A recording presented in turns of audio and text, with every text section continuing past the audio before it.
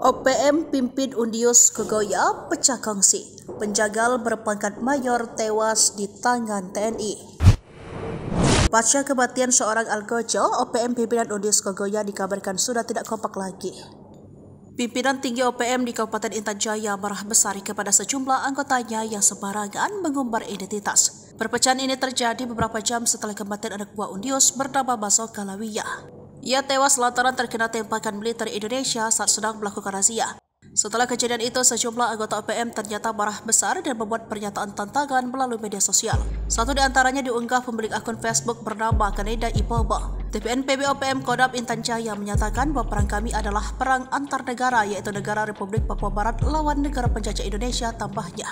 Tidak hanya menyertakan tulisan, pemilik akun juga memperlihatkan foto sejumlah anggota OPM. Akibatnya perbuatan itu mendapat teguran dari para petinggi OPM. Para jenderal OPM memperingatkan anggota OPM lainnya untuk tidak sembarangan mengunggah foto kelompok mereka di sosial media.